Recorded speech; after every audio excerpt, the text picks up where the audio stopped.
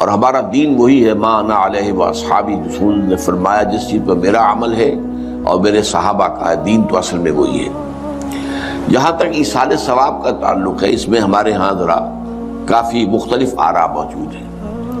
مجھے اس رائے سے اتفاق ہے کہ مالی اگر کوئی عبادت ہے اس کا ثواب آپ اپنے کسی فوت شدہ بزرگ کو منتقل کر سکتے ہیں۔ مطلب آپ نے کسی بیوہ کی کوئی مدد کی ہے، کسی یتیم کی کوئی مدد کی ہے، کسی دینی کام میں پیسہ لگایا ہے، کوئی صدقہ جاریہ شروع کیا ہے خدمت خلق کے لیے وغیرہ وغیرہ، تو اس کی تو جو ہے اس کے ثواب کو منتقل کیا جا سکتا ہے کہ اللہ اس کا ثواب میرے والد یا میری والدہ کی روح کو پہنچا دے۔ جسمانی نہیں، آپ نماز پڑھ کے کہیں اس کا ثواب، یا روزہ رکھ کر کہیں کہ اس کا ثواب، یا یہ کہ آپ قرآن پڑھ کر کہیں یہ آپ ہی کو ثواب ہوگا، آپ خود پڑھیں گے آپ کو ثواب ہوگا۔ البتہ ایسے تمام افعال کے بعد جب آپ اللہ سے دعا کریں گے، یہ نہیں کہیں گے کہ میرے اس فعل کا ثواب منتقل کر دے، اے اللہ میرے والدین کی مغفرت فرما، تو یہ کوئی نیک کام کرنے کے بعد جو ہے اس دعا کی تاثیر جو ہے وہ بڑھ جاتی ہے۔ بس اس پہلو میں انڈائریکٹلی اس کا ایک تعلق بن جائے گا، ورنہ یہ کہ وہ اس طریقے سے بچوں کو بلانا اور پڑھانا اور یہ جو ہے سوئم میں کرنا اور قرآن خوانی کی محفلیں، یہ سب بدعات ہیں اور یہ در حقیقت دین میں اضافے ہیں اور ان کی کوئی حقیقت نہیں ہے۔ دیکھیے انسانی زندگی کے یہ 3 دور ہیں، حیات دنیاوی جو ہماری پیدائش سے شروع ہو کر اور ہماری موت پر ختم ہو جائے، پھر حیات برزخی موت سے لے کر قیامت کے دن تک، اور پھر حیات اخروی ہے قیامت میں ریزریکشن کے بعد سے وہ زندگی جو ہے جو جنت یا دوزخ کی ہے۔ اس میں ان دونوں زندگیوں کے بارے میں تفصیل سے کوئی بات کرنا بالکل غلط ہے اور اس سے فتنے پیدا ہوتے ہیں۔ ظاہر بات ہے کہ قبر، جسم تو قبر میں رہتا ہے، اس میں تو کوئی شک ہی نہیں ہے، روح کہاں جاتی ہے؟ کیا وہ بھی قبر ہی میں رہتی ہے یا کہیں اور چلی جاتی ہے؟ قرآن مجید میں سجین اور اعلیٰ علیین کا ذکر موجود ہے، لیکن یہ تمام چیزیں متشابہات میں سے ہیں۔ یہ تمام چیزیں قرآن مجید میں سورہ آل عمران کے شروع میں بیان کیا گیا ہے کہ ہم نے یہ کتاب اتاری ہے، اس میں کچھ آیات محکمات ہیں، کچھ متشابہات ہیں۔ وہ متشابہات کا ایگزیکٹ مفہوم جاننا اس وقت ہمارے لیے ممکن نہیں ہے۔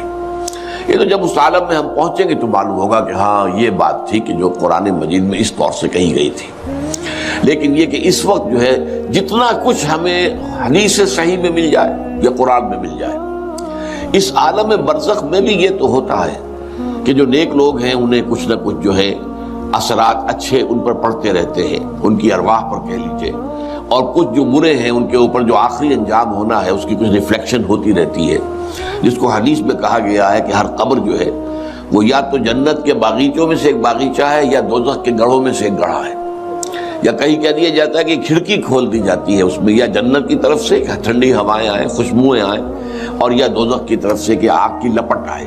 دوزخ میں داخل ہوں گے قیامت کے بعد ہی اور جنت میں داخل ہوں گے قیامت کے بعد ہی، لیکن اس کے کچھ آثار پڑنے شروع ہو جاتے ہیں، وہ جس کو انگریزی میں آپ کہتے ہیں coming events cast their shadows before, بعد میں آنے والے واقعات جو ہیں ان کے کچھ سائے جو ہیں پہلے سے آنے شروع ہو جاتے ہیں۔ تو اسی طرح سمجھیے کہ جو کچھ آخرت میں کسی انسان کے ساتھ ہونا ہے اس کا ایک عکس جو ہے وہ عالم برزخ میں شروع ہو جاتا ہے۔ اسی لیے قرآن مجید میں یہ بھی آیا ہے کہ یہ جو آل فرعون تھے یہ صبح و شام جہنم پر پیش کیے جاتے ہیں، اور قیامت کے دن پھر کہہ دیا جائے گا ادخلوا آل فرعون النار، ان کو داخل کر دو آگ کے اندر۔ تو یہ اس حد تک، باقی یہ ہے کہ تفصیل میں جانا، ہاں ایک رائے ہے، یہ شاہ ولی اللہ دہلوی رحمۃ اللہ علیہ کی ہے، اگر ان کی رائے نہ ہوتی تو میں اسے بیان بھی نہ کرتا، لیکن یہ کہ وہ ایک بہت بڑے محدث اور بہت مفکر اور دین کے فلسفے سے بہت بڑے واقف انسان تھے، انہوں نے کہا کہ جو اولیاء اللہ ہوتے ہیں، اللہ کے نیک بندے، اللہ کے بندے، ان کے انتقال کے بعد ان کی روحوں کو بھی اللہ فرشتوں کے طبقہ اسفل میں شامل کر دیتا ہے۔ یہ فرشتے ہیں نا اس وقت بھی موجود ہیں، ابھی شاید اگلے ہی جمعے میں وہ حدیث جو ہے اس کا بیان آئے گا کہ جب بھی کسی گھر میں، اللہ کے گھر میں کچھ لوگ اس لیے جمع ہو کہ اللہ کی کتاب پڑھیں اور سمجھیں اور سمجھائیں، تو ان کے اوپر فرشتے گھیرا ان کا ڈال لیتے ہیں اور ان پر اللہ کی طرف سے سکینت نازل ہوتی ہے اور رحمت نازل ہوتی ہے، اور اللہ ان کا ذکر کرتا ہے فرشتوں کے پاس، دیکھو میرے بندے، تم کہتے تھے یہ فساد مچائے گا، دیکھو یہ بھی تو ہے نا جو میرے کلام کو پڑھنے کے لیے میرے گھر میں جمع ہے۔ تو فرشتے ہیں موجود، ہم میں سے ہر ایک کے ساتھ 2 فرشتے موجود ہیں۔ تو یہ فرشتہ اسفل ہے، سب سے نیچے، جو دنیا کے کاروبار کو چلانے میں اللہ تعالیٰ کے سول سرونٹس ہیں، پھر اس سے اوپر کے فرشتے ہیں، اس سے اور اوپر کے فرشتے، پھر مقربین ہیں جو اللہ تعالیٰ کے قریب ترین فرشتے ہیں۔ لیکن یہ کہ ملائکہ کے طبقہ اسفل میں شامل کر لیتے ہیں تاکہ جو کام اللہ تعالیٰ ملائکہ سے لیتا ہے وہ ان سے بھی لینے شروع کر دیتا ہے۔ لیکن ہمیں یہ اجازت نہیں ہے کہ ہم فرشتوں کو پکار کر کہیں کہ اے فرشتے، اے جبریل، اے میکائیل، یا فلاں، اے منکر، جو یا میرے جو ہے کرامن کاتبین، میرا یہ کام کر دو۔ نہیں، یہ شرک ہو جائے گا۔ اسی طرح ہو سکتا ہے کہ انبیاء کی ارواح جو ہے وہ بھی اللہ تعالیٰ نے شامل کی ہوئی اس لشکر کے اندر، وہ کام کر رہے ہوں اور وہ اللہ تعالیٰ کے حکم سے مختلف معاملات جو ایگزیکیوٹ کرتے ہوں، لیکن ہم کسی کو پکار نہیں سکتے۔ اب یہ نوٹ کر لیجئے، ہدایت و ضلالت اس دنیا میں جو مختلف حالتیں انسان پر طاری ہوتی ہیں، یا نعمتوں کی بارش ہو رہی ہے، یا تنگی ہے، فقر ہے، احتیاج ہے، دنیاوی حیثیت ہے، وجاہت ہے، یا دنیا میں گمنامی ہے، کسنمی پرست کے بھیا کیستی، کوئی آپ کا حال ہی نہیں پوچھ رہا کہ تم ہو کون، تمہارے منہ میں کتنے دانت ہیں، یا یہ کہ دنیا میں اقتدار کی کسی مسند پر انسان بیٹھا ہے، یا یہ کہ کوئی اس کے ہاتھ میں اختیار نہیں۔ یہ تمام جو حالات انسان پر طاری ہوتے ہیں، ان کے جواب میں جو طرز عمل فکری اعتبار سے اور عملاً انسان اختیار کرتا ہے، اس کے 4 درجے ہیں۔ پہلا درجہ ہے انتہائی گمراہی، ضل ضلالا بعیدا۔ وہ کیا ہے؟ اگر عزت ہوئی، نعمتیں ملی، فلاں دیوی یا دیوتا کی نگاہ کرم ہے، اس کی کرپا سے یہ ہو گیا، اور اگر کوئی تکلیف آ گئی، مصیبت آ گئی، معلوم ہوتا ہے کہ فلاں دیوی یا دیوتا ہم سے ناراض ہو گیا، یہ کالی دیوی کی طرف سے کوئی مصیبت آ گئی ہے، یا یہ کہ یہ لکشمی دیوی کی نگاہ کرم ہے کہ ہمیں دولت مل گئی ہے۔ یہ تو ہے شرک۔ شرک ہونے کے اعتبار سے یہ ہے ضل ضلالا بعیدا، انتہائی پستی۔ اس پستی سے اوپر آئیں گے تو توحید کی پہلی منزل ہے۔ عزت دی اللہ نے دی، اگر کوئی تنگی آ گئی، فقر، تکلیف، کوئی ذلت، رسوائی، یہ بھی اللہ کی طرف سے۔ ایک اعتبار سے تو انسان ہدایت پر آ گیا، بڑی گہرائی تھی اس گندگی کی اور اس خباثت کی جو شرک جس کا نام ہے، اس سے انسان نکل آیا، نجاست سے۔ توحید تو ہے، لیکن ابھی اس میں اس کی گمراہی کا ایک ایلیمنٹ شامل ہے، اور یہ گمراہی سے جب تک آگے نہیں آئے گا، اوپر نہیں ابھرے گا، اس کا طرز عمل کیا ہوگا کہ ذرا کچھ مل گیا، عزت مل گئی، پھولے نہیں سما رہے، اب زمین پر قدم نہیں ٹک رہے، گردن اکڑ رہی، کہیں محرومی ہو گئی، کوئی تکلیف آ گئی، کوئی مشقت، فقر آ گیا، اب بجھ کر رہ گئے۔ ان دونوں کیفیات میں انسان کا پینڈولم جو ہے وہ ایکسٹریم کو جائے گا۔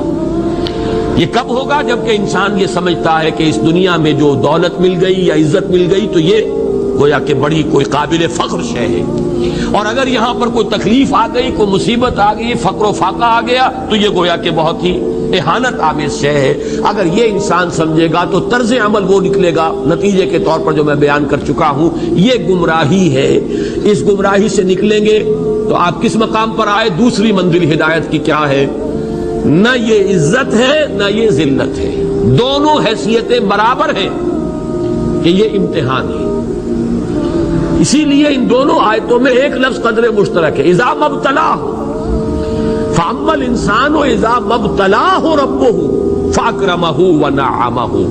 یہ بھی ایک ابتلا ہے، آزما رہا ہے اللہ، کبھی وہ دے کر آزماتا ہے، کبھی چھین کر آزماتا ہے، کبھی فقر و فاقہ سے آزماتا ہے، کبھی وہ کثرت دولت اور کثرت مال سے آزماتا ہے، کبھی وہ صحت دے کر آزماتا ہے کہ یہ قوت اور توانائی اور صحت جو میں نے دی ہے یہ اس میں کیا کرتا ہے، کبھی وہ مرض کے ذریعے سے آزماتا ہے کہ صبر کرتا ہے کہ نہیں کرتا۔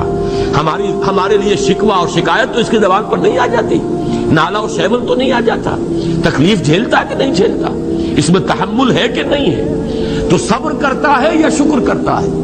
یہ دونوں کیفیات در حقیقت اس اعتبار سے مساوی ہے، یہ بھی امتحان، یہ بھی امتحان۔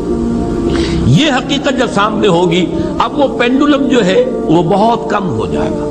یعنی انسان میں طبعی طور پر تو ایک اثر ہوتا ہے غیر اختیاری.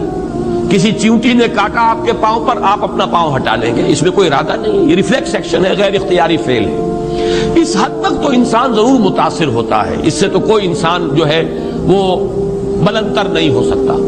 حضرت ابراہیم رضی اللہ تعالیٰ عنہ حضور کے وہ نومولود فرزند انتقال جب ہو رہا تھا، آپ کی آنکھوں میں آنسو آ گئے. اب یہ ایک طبعی اثر ہے، ایک فعل ہے، انفعالی کیفیت ہے جو بالکل طبعی ہے، لیکن یہ نہیں کہ اس کی وجہ سے انسان کی زبان پر کوئی شکوہ آ جائے، کوئی شکایت آ جائے، یہ نہیں ہوگا، یہ ایمان کے منافی ہے. اسی طریقے سے اگر کوئی خوشی ہوئی ہے تو چہرے کے اوپر ایک نکھار آ جائے گا، تبسم آ جائے گا، اس سے زائد نہیں. اس حد تک تو یوں سمجھیے کہ انسان کا طبعی تقاضا ہے. اس سے زیادہ یہ پینڈولم اگر سوئنگ کر رہا ہے تو گویا کہ اس حقیقت سے انسان محجوب ہے کہ یہ بھی امتحان ہے، یہ بھی امتحان ہے، جو ہم سورہ حدید میں پڑھ چکے ہیں. ما اصاب من مصیبت فی الارض ولا فی انفسکم الا فی کتاب من قبل ان نبراها ان ذلک علی اللہ یسیر لکی لا تعصوا علی ما فاتکم ولا تفرحوا بما آتاکم. اللہ تمہیں کچھ دے تو اتراؤ مت، اللہ تم سے کچھ چھین لے تو اس کے اوپر افسوس مت کرو. یہ نتیجہ ایمان کا نکلنا چاہیے. اگر تمہیں ایمان ہے اللہ پر، اگر تمہیں یقین ہے کہ جو کچھ ہوا ہے اللہ کے اذن کے بغیر نہیں ہوا، اگر تمہیں یقین ہے کہ اللہ نے جو میرے لیے طے کیا ہے اس میں میرے لیے خیر ہی ہے، چاہے فی الحال فی الوقت فوری طور پر مجھے ناگوار محسوس ہو رہی ہے بات، لیکن یقیناً میرے لیے اس میں خیر ہے میرے رب کی طرف سے کہ ہر چساقی ما ریخت عین الطاف. ہم تو شارٹ سائٹڈ ہیں، ہم دیکھ نہیں سکتے کسی شے کو، ہم اس کے ظاہر کو دیکھ کر گھبرا اٹھتے ہیں کہ یہ تو تکلیف آ گئی، کیا پتا اسی کے پردے میں اللہ کی رحمت آ رہی ہے.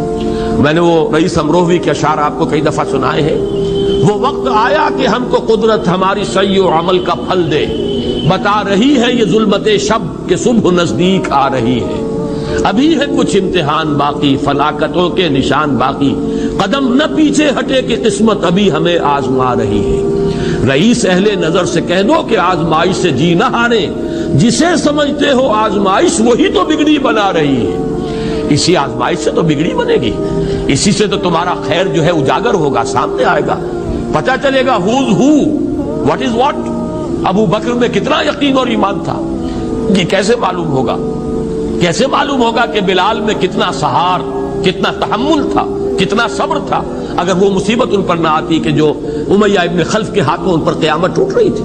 تو یہ ساری چیزیں جو ہے ما اصاب من مصیبت فی الارض ولا فی انفسکم الا فی کتاب من قبل ان نبرأ ان ذلک علی اللہ یسیر لکی لا تعصوا علی ما فاتکم ولا تفرحوا بما آتاکم واللہ لا یحب کل مختال فخور. اگر اس حقیقت سے محجوب ہو جاؤ گے تو پھر اختیال اور فخر اور گھمنڈ پیدا ہو جائے گا تمہارے اندر، یا دوسری طرف مایوسی، کمر ہمت ٹوٹ کر رہ جائے گی، خودکشی کرنے کو انسان آمادہ ہو جاتا ہے ذرا کوئی ناکامی دنیا میں آ گئی، کوئی تکلیف آ گئی. یہ ہے در حقیقت تیسری منزل، ہدایت کی دوسری سیڑھی. پہلا کیا تھا؟ نہاد ضل ضلالا بعیدا. کوئی خیر مل گیا تو کسی دیوی کی نگاہ کرم، کوئی تکلیف آ گئی تو کسی دیوتا کی ناراضگی، یہ تو ہے ضل ضلالا بعیدا. اس سے اوپر آئے، یہ پہلی سیڑھی ہدایت کی ہے. عزت ہے تو اللہ کی طرف سے، اور اگر کوئی ذلت ہے، تنگی ہے تو اللہ کی طرف سے. یہ ہدایت کا آغاز ہو گیا، یہ توحید کی بنیادی منزل ہے. اس سے اگلی منزل، یہاں کی ذلت ذلت نہیں، یہاں کی عزت عزت نہیں. ذالک یوم التغابن، ہار اور جیت کے فیصلے کا دن تو قیامت کا دن ہے. وہاں معلوم ہوگا جس کو اس روز عزت ملی وہ عزت والا ہے، جو اس روز ذلیل ہو گیا وہ ذلت والا ہے. یہ تو امتحان ہے، دار الامتحان ہے. خلق الموت والحیات لیبلوکم ایکم احسن عملا. یہ تو دار الامتحان ہے، امتحان ہونے کے ناطے دونوں برابر ہیں.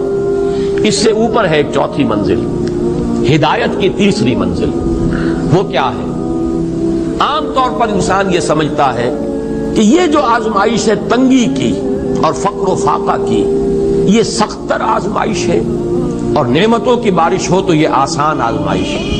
یہ بھی ابھی گمراہی کا ایک پرت جو ہے اس کی باقی ہے. ابھی ہدایت کا جو کامل جو ہوگا انکشاف وہ کب ہوگا؟ جب انسان اس حقیقت کو جان لے کہ جہاں وسعت ہو، جہاں کثرت ہو، وہ زیادہ بڑا امتحان ہے، سخت امتحان ہے، بجائے اس کے کہ اگر قلت ہے، کمی ہے، یہ کم تر امتحان ہے، یہ کم بھاری امتحان ہے۔ کیوں کہ اگر آپ کے پاس کثرت ہے آپ کے اندر غفلت پیدا ہو جائے گی، کثرت کا لازمی نتیجہ غفلت ہے، اور اگر قلت ہے